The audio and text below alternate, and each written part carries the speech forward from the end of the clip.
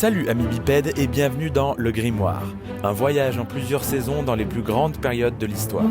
De Cléopâtre à Napoléon, en passant par Attila, Da Vinci ou encore Marie-Antoinette, je t'invite à découvrir ou redécouvrir les grands noms de notre passé ainsi que les œuvres d'art et événements célèbres qui en font sa richesse. Écarquille tes yeux et ouvre tes oreilles, il est temps de bondir dans l'histoire en ouvrant Le Grimoire.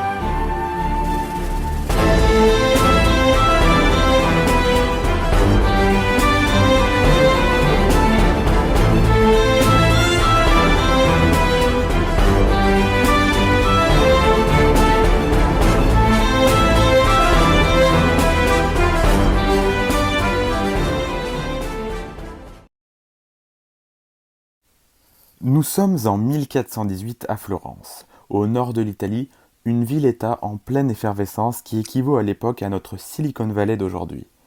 Les œuvres des artistes côtoient les recherches des savants et voilà maintenant un siècle que la construction de la cathédrale Santa Maria del Fiore a débuté.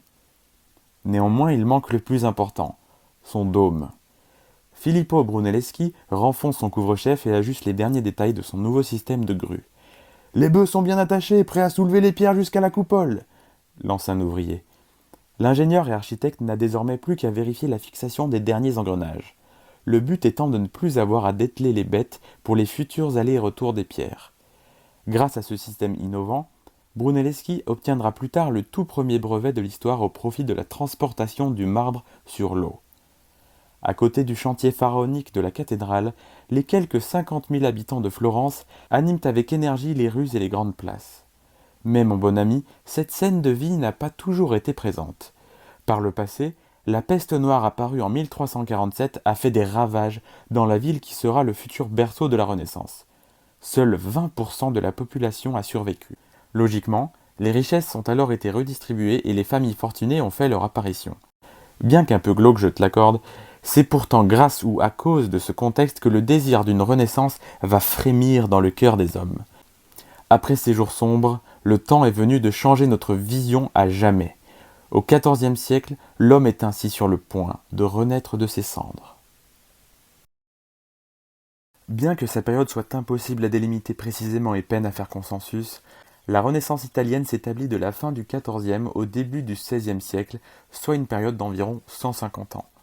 Dans les faits, il ne s'agit pas tout à fait de la première Renaissance puisque Charlemagne, la naissance de l'art gothique ou le règne de Saint-Louis ont apporté leur lot de transformations. Mais la Renaissance, avec un grand R, originellement italienne comme nous allons le voir, est sans aucun doute la plus marquante en raison de sa diversité, politique, artistique, intellectuelle, idéologique, et de son impact puisqu'il s'agit de la dernière en date avant l'époque moderne. Il Rinascimento, en version originale, a ainsi véritablement débuté en Italie avant de se propager en Europe et notamment en France au XVIe siècle. Appuyé par la volonté de reconstruire la civilisation après la Grande Famine, la peste noire et la guerre de 100 ans qui ont décimé la population en la faisant chuter de 69 à 40 millions entre 1300 et 1440. Alors si t'es pas trop mauvais en maths, tu pourras donc comprendre que cela représente une perte de 20 millions de personnes, soit à peu près plus de 2 fois Paris, en 140 ans. Pour toutes ces raisons, la Renaissance marquera littéralement la fin du Moyen-Âge en relançant nettement la croissance démographique puisque le vieux continent atteindra les 50 millions en 1500 puis les 65 millions de personnes 50 petites années plus tard. Au-delà de ça, elle représente en Italie un véritable tournant économique au travers d'un système bancaire et une comptabilité modernisée. Parallèlement, c'est la naissance de la bourgeoisie. Cela s'accompagne d'une perception nouvelle de la culture, des arts et des sciences, qui se détache pour la toute première fois de la religion pour s'intéresser davantage à l'homme. Un phénomène implicitement renforcé par le déplacement de la papauté à Avignon, aux dépens de Rome pendant les 3/4 du XIVe siècle. Le terme de Renaissance, bien que moderne puisque devenu courant dans les années 1800, est pourtant cité dès le XVe, comme le précisait l'historienne Elisabeth Crouzet-Pavant, avec une série de mots synonymes tels que le renouveau, le printemps, l'éveil, bref, la rupture est là et se fait ressentir rapidement par ses contemporains. L'idée est de tirer un trait sur tout cet âge moyen, cet âge des ténèbres, dit Dark Age en anglais, avec un retour à la culture et à la pensée de l'Antiquité. Mais l'objectif ici n'est pas de pâlement copier les Romains, les Grecs, ni même les Byzantins, qui inspirent cette Renaissance. Il s'agit de reprendre leurs arts et leurs techniques afin de les perfectionner, d'aller plus loin qu'eux, pour in fine les surpasser. D'un point de vue artistique, on améliore les techniques de symétrie et de perspective tout en observant le retour des grandes coupoles sur les bâtiments après leur abandon au cours des siècles précédents. D'autre part, on s'intéresse à nouveau aux mathématiques et à la physique. On crée de nombreuses machines. On étudie le fonctionnement du corps humain, l'orbite des planètes, les astres. On remplace la Terre par le Soleil au centre de notre système.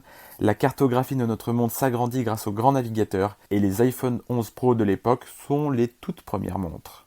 Dans ce contexte presque utopique et même si l'accès à une vie plus prospère est nettement facilité, ne va pas t'imaginer non plus que toute la population passe de l'ombre à la lumière du jour au lendemain.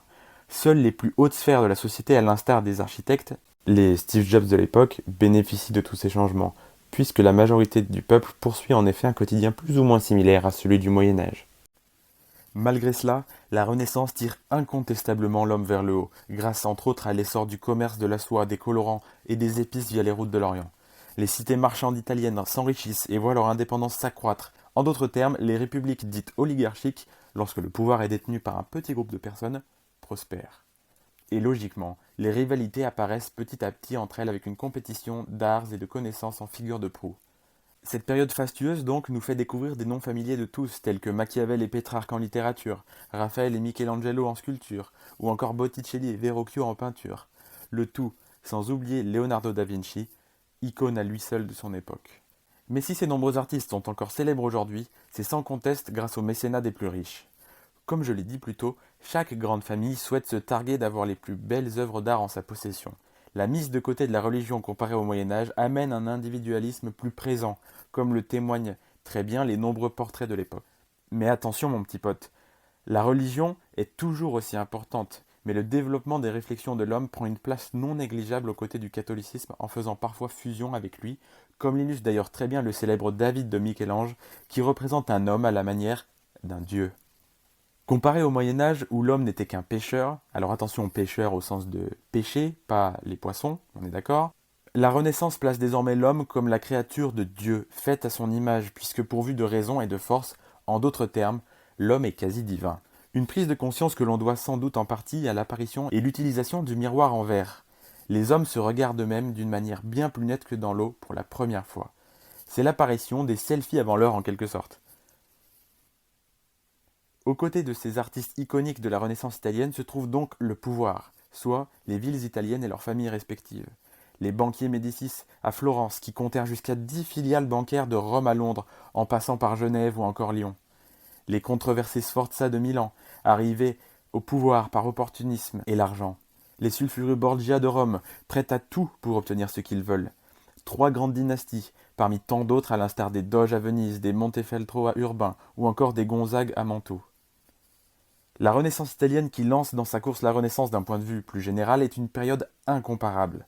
La révolution industrielle et notre époque moderne sont directement liées à cette impulsion de l'homme. En moins de 200 ans, il n'y a jamais eu autant de transformation, de développement, d'invention et d'anticipation. Tout cela grâce à une volonté profonde et inédite jusqu'alors, comprendre le monde qui nous entoure.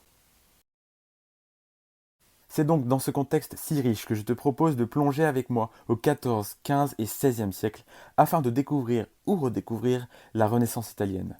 Une période qui fascine encore de nos jours grâce à ses nombreux personnages emblématiques et ses œuvres d'art toutes plus célèbres les unes que les autres. Alors écarquille tes yeux et ouvre tes oreilles, il est temps de bondir dans l'histoire en ouvrant le grimoire.